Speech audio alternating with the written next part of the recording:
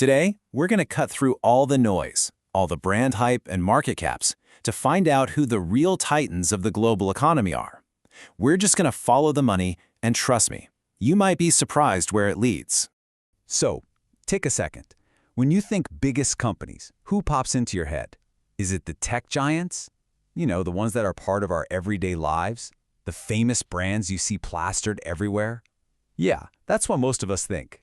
But here's the thing, when you look past all that and focus on just one metric, pure raw revenue, a totally different picture of global power emerges. It's a story told in cold, hard cash, and it shows us which industries are really running the world. So who exactly are these titans? Well, the answer probably isn't what you're expecting. Let's go ahead and take a look at the top of that revenue leaderboard. And here we go. Okay, right at the top, you've got Walmart and Amazon, two absolute retail giants. No shocker there. But then things get really interesting. You see Saudi Aramco, the massive state-owned oil company, and a whole cluster of healthcare companies. What this really tells you is that the global economy is still deeply rooted in the physical world. The stuff we actually buy, the energy we burn, and the services that, keep us healthy. So let's break this down a little bit. First off, you can't help but notice the huge U.S. dominance. A whopping 13 of the top 20 companies are based there. But this is definitely not just an American story. You see these non-U.S. giants like Saudi Aramco and China Petroleum flexing some serious muscle. And Europe and Japan are in the mix too, with names like Volkswagen, Shell, and Toyota. But the most important point here is just how diverse the very top is. You've got retail, healthcare, energy, and tech all sitting at the big table. And just to put a number on this, let's talk about Walmart's revenue for a second. We're talking over 600 times billion dollars. I mean, that's more than the entire GDP of countries like Sweden or Argentina. This isn't just a company, it's a genuine economic force, all built on an incredible mastery of logistics in just pure scale. Okay, now let's zoom in a bit on that retail sector. It's really a battleground dominated by two massive players. It feels like a classic story, right? Old school versus new school, physical stores versus the internet. So on one side, you have Walmart, the undisputed king of physical retail. Its whole empire is built on this gigantic network of stores and a supply chain that is absolutely legendary.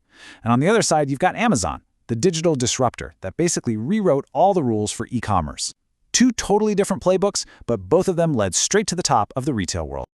All right, so from the stuff we buy to the services that literally keep us alive, the healthcare sector has kind of quietly become an absolute revenue powerhouse. And its rise tells a really fascinating story about our modern economy.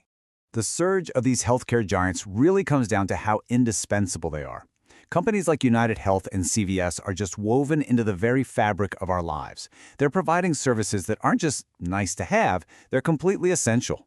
I mean, having 4 healthcare companies in the top 20, that's a huge deal. It's a testament to the sector's incredible economic power. These aren't just individual companies. They're key players in this super complex, interconnected system that pulls in trillions of dollars in revenue every single year. Now, from keeping people healthy to, well, powering the entire world, the energy sector has always been a titan when it comes to revenue, and it still holds an incredible amount of sway over the global economy. Yeah, the energy sector is just a realm of giants. You've got companies like Saudi Aramco, ExxonMobil, and Shell that wield so much power, and their fortunes are completely tied to the ups and downs of global demand. They are, for all intents and purposes, the gatekeepers of the world's energy supply, and their revenues definitely reflect that critical role. And this isn't just about private companies either. You've got state-owned players like China's Sinopec, which really highlights the geopolitical importance of energy. For a lot of nations, these companies aren't just businesses, they're instruments of national power. So, you might be asking, where does this leave all the tech giants we thought would be at the very, very top? Well, they're absolutely on the list, don't get me wrong, but their path to generating massive revenue is just a little bit different.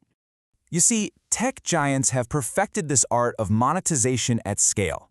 They've built these enormous ecosystems with billions of users, and they've found all these clever ways to generate revenue from every single one of us. Every ad you click, every app you buy, every service you subscribe to, yep, you're adding to their bottom line. And Apple and Alphabet are the absolute masters of this game. Apple created this amazing ecosystem of devices and services that are so seamless they're almost impossible to leave. And Google's complete dominance in search and advertising gives it this incredible access to our data, which it then turns into revenue with scary efficiency.